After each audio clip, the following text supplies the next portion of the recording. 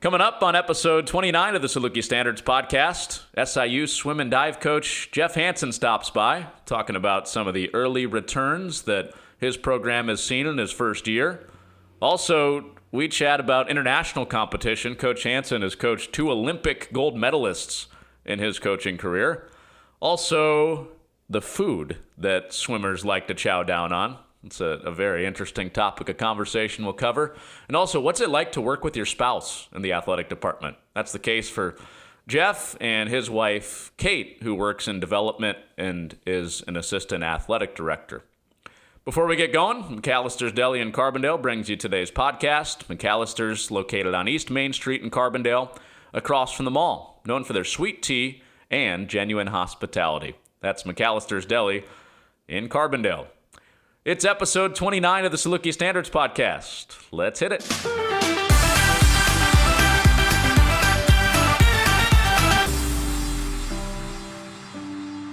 We're recording this at 6 o'clock on a Tuesday, and I know you've had a long day already. A couple of practices, a couple of meetings sandwiched in there. How many cups of coffee deep are you at this point? Yeah, it's, we're just adjusting, as everybody else is, to a different schedule that we never could have dreamt. I think look back to March 12th or 13th when we were at the national invite and things got shut down. We thought, maybe a couple weeks or a month and we're back up and running. So to be here now, we've my coaches are working hard to try to schedule things that work for the athletes, that work for the coaches, that everybody's getting what they need right now. But yeah, it's different, and I'm not the only one to say that, I'm sure. Are you a coffee guy, by the way? For sure. I'm in a routine probably for the last 15 years or so that I'll get up and have a cup of coffee and go for a run, and then go coach morning workout, come back, have a little more coffee, go back to the office, that kind of thing. So yeah, it's in abundance right now.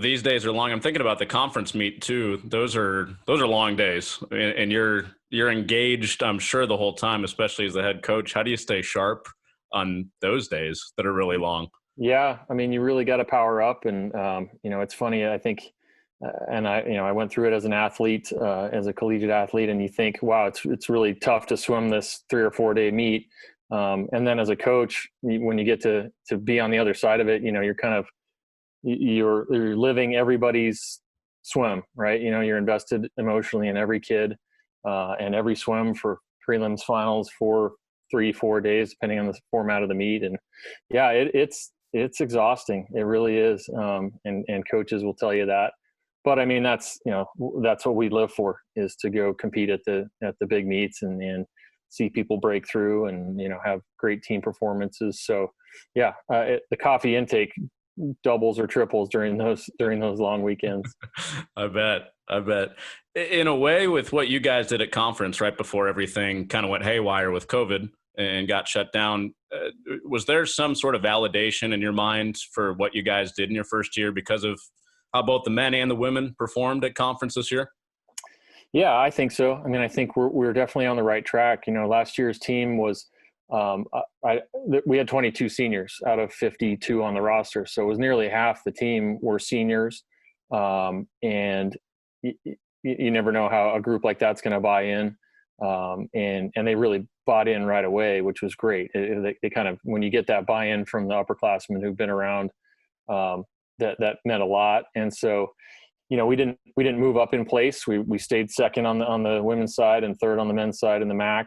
But I think the way we performed, some of the events and things we focused on, relays in particular, the women won both of the medley relays at the conference meet, which been a long time since SIU's won medley relays, and the men's relays performed really well, and just some of the events that, to me, in a college format, you've got to focus on to build a team around, and so that's my philosophy in building programs. It's something we focused a lot on in recruiting, but just in training last year's team and the kids that we inherited with this staff. I mean, I think we went from the 50 freestyle, for example, is to me a really key event because we've got freestyle all the way through in a championship format. And, there's a lot of freestyle in relays, a lot of freestyle individual events, freestyle in all the medleys. So that's something that you can never have too many freestylers. And so we focused on it in training, and in the 50 free, for example, on the women's side, I think the year before they scored 0 points. And in this meet, we had 2 in the final and 2 in the console final. So, it's a training philosophy. It's a team building philosophy. And so, we felt really good coming out of last year for sure. We lost a lot of talent on the seniors, from all those seniors, and a lot of leadership, and we're very young right now. But that's exciting. It's something that we're ready to build off of last year's success and do it with a lot of new faces. The relays that you mentioned, that's interesting because obviously there's a bigger point total in the conference and some of the national meets that you guys could compete in down the road. But also kind of that energy of having maybe your entire team up on the pool deck rooting on those 4 swimmers. How would you describe that environment and that atmosphere when you've got everybody engaged, even if they're not swimming? Oh, yeah, there's no doubt. I mean, and that's, the points are one thing, but the momentum and the things you build off of from a great relay performance. I mean, you can catch lightning in a bottle and have one great individual performer who does great things. But when you put 4 women or 4 men up together and they all perform at their best and it goes really well. I mean, I've watched, we started the women's meet with the 200 medley relay and a come from behind touch out win to start the weekend. And that gave us a lot of confidence, a lot of momentum. And when you get to the college level in swimming and diving, it's really the first time it's a team sport. I mean, you get a little bit of that in high school, but it's a whole different level when you get to college. And the name on your cap is your university, and you're representing an entire athletic department and school. And so it's a really special thing. And I try to preach that to the athletes, that being selected for a relay is an honor, and when if you grow up in swimming, in the club meets, you get to the end of the meet and you got to be on a relay and it's kind of a pain. But when you get to this level, it's really an honor and something that people fight for. And so, yeah, in our recruiting efforts, that's been something we've really focused on. If you've got a 400 freestyle relay with 4 men who need to go a good 100 freestyle, I want 8 men on my team fighting for that every day. It's going to make each individual better. It's going to make that relay better, and it's going to elevate the whole team. So that's, and my assistant coaches have done a phenomenal job in identifying talent and kind of building depth in those areas. And that's what we're looking for in the future. I remember that being one of the first things that you stated as a goal publicly when you got the job was, we want 6 to 8 competing for those relay spots with those 4 spots. And then, even before you have a full recruiting cycle, you go and have some success in the relays. Were you a little bit deeper in those areas than maybe you first realized? Yeah, I think so. I think it was just, identifying some kids that maybe could swim different events or be trained a little bit differently to excel in those events. One of the big key pickups we got at the halfway mark through the year was Lucia Romero from Spain. And she really kind of pushed those relays over the top. And we knew we had good medleys. We knew we had some good freestylers. We had a transfer come in and some of our freshmen that, had some of those events in their repertoire. And but she really pushed us over the top on the women's side to win those medley relays. Having a good backstroke leadoff is great. It puts you kind of in the running from the beginning. So, yeah, some kids that developed on our men's side, some of our seniors who were going lifetime bests all the way up until the last meet of their career, and that doesn't happen very often. A lot of time kids kind of flatten out and just ride out the rest of their career. And we had some seniors at the conference meet going best times, which is great to see some, kids going out on top of their career. It's interesting looking at your career trajectory as an athlete. You're a long distance swimmer, and then your track record as an assistant is you've put 2 of your athletes into the Olympics and have won golds in shorter distance relays, and you've had some success now as a head coach in a similar fashion. I mean, why do you think that is? Why were you the long distance guy before, and now as a coach, you've had some success with some of the shorter events? I've been really lucky to be around a lot of other great coaches who, yeah, I mean, I came out of college as a miler, a distance swimmer. Had no speed. Couldn't even fake anything short. It was all long distance stuff for me. And then just was fortunate to be in a program at Wisconsin for 12 years where I was given a lot of freedom to coach different events and to coach different things and make mistakes and learn from them. And then, and with a lot of other assistant coaches, as well as the head coach I worked for that whole time. And then moved on to coach back at Arizona for a couple of years, legendary sprint coach there, Rick DeMott, who has multiple Olympians and gold medalists and world record holders under his watch. And so, I always try to, the people I've coached with, been fortunate to coach with, I always try to soak it all in. I don't know everything, and I didn't then, and I still don't now. Then kind of took a turn into D2 where, coaching staffs are non-existent. It's a one-man show. And so just dipped right in and wrote every practice and every set for every stroke, for every distance, for men and women for 5 years. And that was a great learning experience, to where I could get to a spot like SIU where we have more resources. I've got 2 great swimming assistants who I completely trust and can turn things over to them. But I learn from them every day, and I learn from my athletes every day. I think that's what we as coaches need to focus on is, learning from your athletes every day and being a better coach every day. So just a varied experience. This is my 21st year coaching in the NCAA. And so I've just been really lucky to be around a lot of phenomenal coaches and learn from them. How are your days different now compared to when you were a Division II head coach? Yeah, well, just having, I think the biggest thing is just having coaches that I can trust to turn things over to and delegate, give groups of athletes to, where, with fewer resources, fewer coaches, it just wasn't, I didn't feel comfortable with that. And honestly, I'm very lucky here to have the 3 assistants I have. My diving coach, Joy Zhao, who's been here this is her 18th year here, multiple coach of the year awards and All-Americans. And, I don't pretend to know how to coach diving. That's a whole different deal. So I let her run her program. And then between my other 2 assistants, Yvonne Sanchez and John O'Ferguson, I mean, they've each got more than 15 years of coaching experience. So that's tough to come by at this level, at the mid-major level. I mean, normally you're teaching new assistants and not able to turn over a lot of responsibility, but that's the major difference here is I'm able to focus on a group that I coach primarily. I still do a lot in terms of, directing things and coaching the whole team. But it's great to have people I can trust to turn things over to. You've got over 50 athletes between the men and the women. Can you have a personal relationship with 55 athletes? Yeah, I me's that's one of the challenges for sure. I mean, we're actually at 64 on the roster, including divers this year. So it's a big group.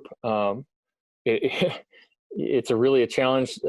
Well, number one, we've got, of the 64, we've got 33 newcomers, transfers and freshmen. So learning a lot of new people, learning a lot of new personalities, and having everybody walk in with a mask on every day makes it even that more difficult. So that's always a challenge, I think, as a head coach, is to get to know each kid on some level, whether they feel you're the most approachable coach on the deck or not. That's up to them who they feel most comfortable with. But I try to make the effort to get to know everybody and do an individual meeting, beginning of the year, middle of the year, end of the year.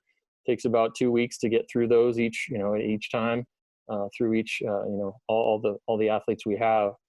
And then the other challenge, then the bigger challenge, I think, is bringing all those 64 different personalities together and making it one cohesive unit, where people are willing to give up their personal, sacrifice some personal things for the good of the team.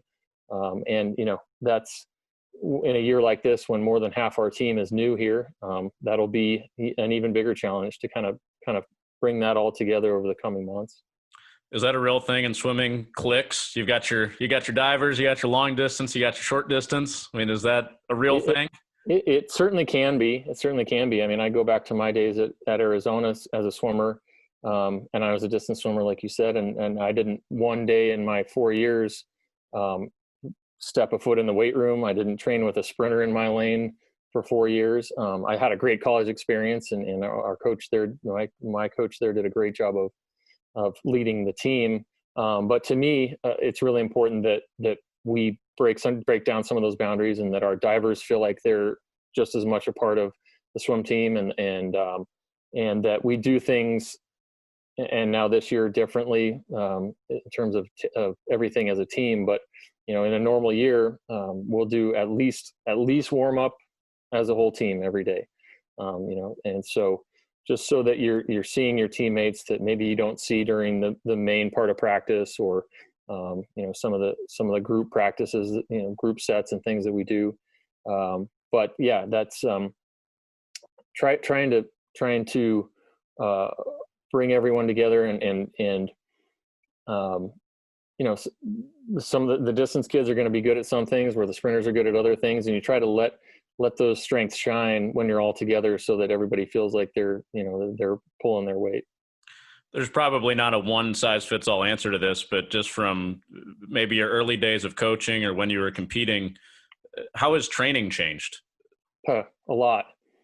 I mean, as a distance swimmer in the early 90s, I mean, it was a grind every single day. It was a lot of yardage, a lot of volume. The biggest thing, and I think that's just across the board in our sport, is the embrace of recovery, and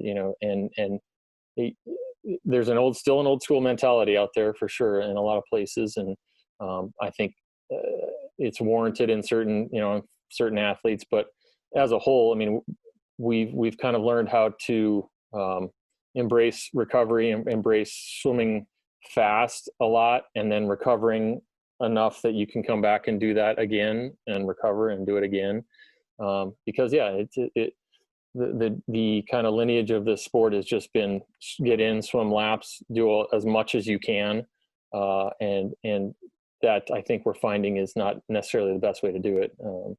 And so that, and then our focus, and one of the things that I really, I think brought to the program and changed a lot, was our focus on strength and conditioning. Power work in the weight room that really relates to what we do in the pool. So I think the combination of those things, the kind of old mentality of dual meets don't mean anything. You're beat up, you're tired, you're broken down, just go swim, we'll get through it, and focus on the end of the season meet. That's not my philosophy. I mean, I want to enjoy every dual meet. I want every racing opportunity to be important. I want to win our dual meets. They're not just a box to check. There's something we really can gain a lot from. So it doesn't mean we change our training going into those meets, but we kind of mentally change how we approach them, so that we're racing at a high level all year, and then still race faster when it's conference and beyond. I can't remember if it was around the Beijing Games in 2008 or London in 2012, but a lot was written about Michael Phelps and his diet, and how he's crushing a bunch of pizzas a day and getting like 20,000 calories in between his workouts. Do you have any Michael Phelps-like eaters on your team? I'm sure we do. I think some of that was probably a little exaggerated, but yeah, I mean, certainly, our kids train a lot, even though we've changed kind of the methodology of how they train. They train a lot. We're limited to 20 hours a week, and we try to use that to our advantage.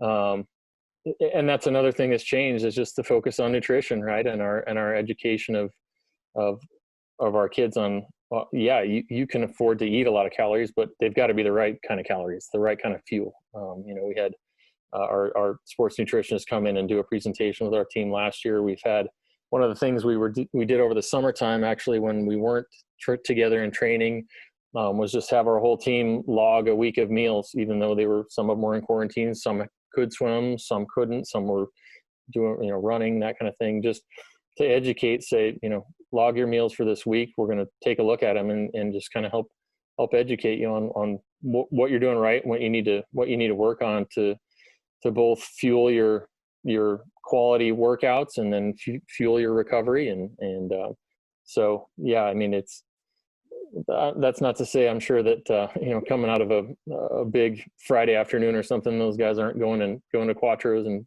putting down a whole extra large themselves. I'm sure that happens. I was going to ask you, what was the most popular response when you logged the meals? Yeah, pizza's a big one for sure. Pizza's a big one. What else? The ones we don't like to talk about are the ice cream and all that they can get away with, but the right fuel is going to be better for you. Right. Mentioned before how you had a couple Olympians, so you've been up close and personal with some international greatness, Carly Piper at Wisconsin, Alyssa Anderson at Arizona.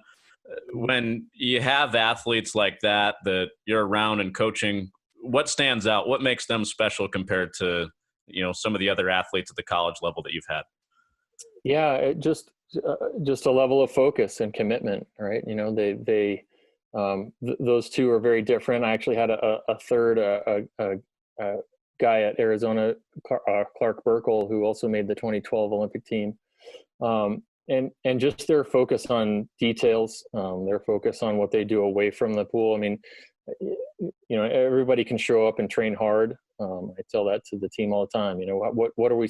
How are we separating ourselves from Missouri State? Why are they where they are and we're just a half step behind? They're not any better athletes. I truly don't believe that. The talent is there, at some of that Olympic level with Carly Piper and Alyssa Anderson, but just their attention to detail and their willingness to do the little extra things, to sacrifice things. Carly in particular wasn't the most talented kid I've ever coached, but by no means. But just over the course of her college career and then beyond that, she was a world championship qualifier and such. It was just her work ethic and her willingness to be coachable, and then take ownership of her career. I mean, I was there to facilitate, as I am here, but each one of these kids has to take ownership of what they're doing, and take stock on why they're doing it, and then commit to the team. And we had great teams at Wisconsin, which helped push her, and the same thing at Arizona with Alyssa and Clark. So I don't think there's truly a huge gap in talent between our team and some of those kids. It's just, what are they willing to commit to, and what are they willing to, I don't know if it's a sacrifice, because if you reach your goals, then it feels pretty good. Mm-hmm. Did you go when those two were winning gold medals? Did you go to the Olympics? I went to Athens. I didn't go to London, but I went to Athens. It was a pretty awesome experience. If you're going to go to one Olympics, I think that's the place you got to go, right? I mean, that's the origin. Yeah. It was, it was just a really cool experience. Went with my head coach. His name's Geoff Hanson. We're not related, but coached together for 14 years. And it was to see somebody who I had a chance to develop over 3 years. She was a junior. It was her summer after her junior year when she made that team. And just that experience of the night of being on a relay that broke the oldest East German doped world record, still standing, and have a gold medal in her hand was phenomenal. It was great. You said it was doped. It was illegally obtained. the East German women's world record from the 80s that was still standing was not legitimate. Not legitimate. Oh, that's great. That's great. We've kind of gone backwards here, but I want to kind of go back to the beginning for you. How did swimming become your thing? Did somebody just throw you in a pool and say, swim some laps, or was there something else that initiated the love for it? Yeah, I started a little bit late compared to a lot of kids, but just swim lessons growing up, and then got to kind of the junior high age and was taken some lessons, and the instructor said, they should be join the team. And so didn't do year-round swimming until I was almost in high school. But yeah, it was something that I've kind of excelled at right away. So, kept after it, and got to the college level, and had done fairly well. But I mean, the team I walked on at Arizona was 4th in the NCAA championships the year before. So a really, really high level team that I didn't really have any business being on, but was given a walk-on spot. And then from there, it was the opportunity my coach gave me, what he did for me over my 4 years, and then following that as a coach and a mentor.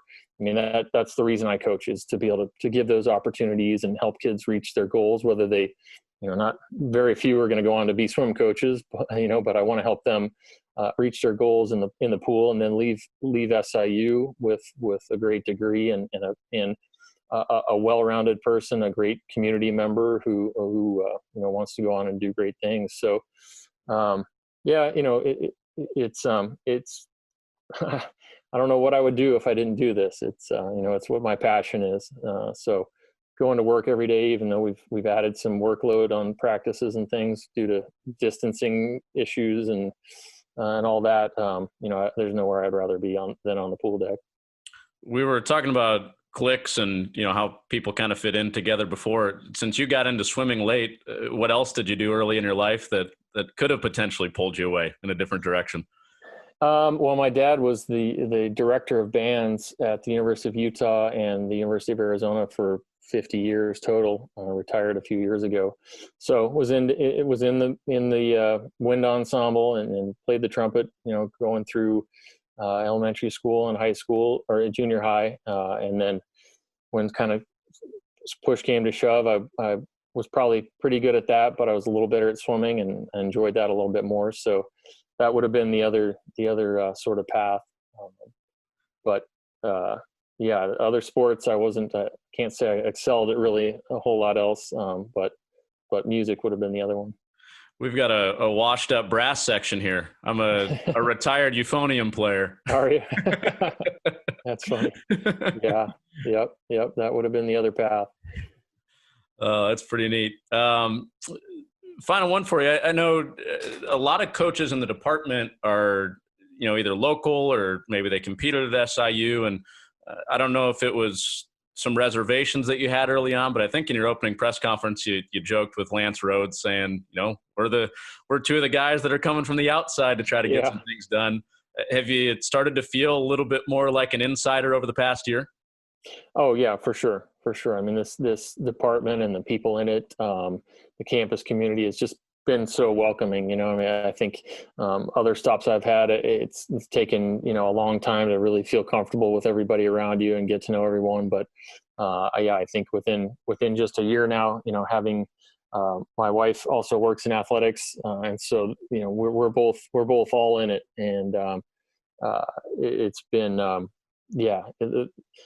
up until things got shut down, no complaints, and I think being a part of this department and what we're all going through together, has been really a unifying thing, where we as head coaches and administrators and staff and everybody are pulling in the same direction to help everybody get through this and have the best season we can and come out the other side a stronger department, a stronger unit.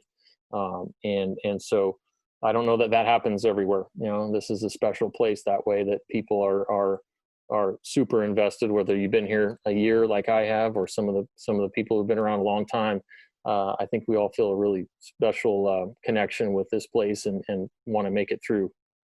I feel like it could work two ways, having your wife in athletics. You could either see each other a ton, or because you're so busy, you don't see each other as much as people would think. Which of the two is it for you guys? Well, definitely last fall and spring when events were happening, and she works in fundraising, and so she, that was the latter, the former, where you don't see each other a whole lot, and I'm doing my thing and she's doing her thing. Since things have been shut down, more or less, and there's no events going on, we at least get to have dinner every night, and but we also try to leave what goes on there, on campus when we come home, and just enjoy each other. And and our 2 dogs, and try to leave work at work as much as we can. Doesn't always work that way. I mean, I'm invested in what she does, and she's really invested in all the sports, but swimming in particular. And so, it's just, it's a balance, but I think we found a good balance, and she does a great job with what she does too. Yeah, no choice when you're quarantined. Yeah, right. There's no breakaway. Well, Coach Hanson, really appreciate you taking the time. Know it's been a crazy day, and you've got more upcoming this week. Speaking tomorrow night, so hope people get a chance a couple times to hear you this week. Yeah, no, I'm looking forward to that tomorrow with a couple other coaches on staff. It'll be a good. I'll learn from them as we go through it too, for sure. Yeah. Well, nice of you to take the time. It's good to talk to you. Thanks, Connor. I appreciate it.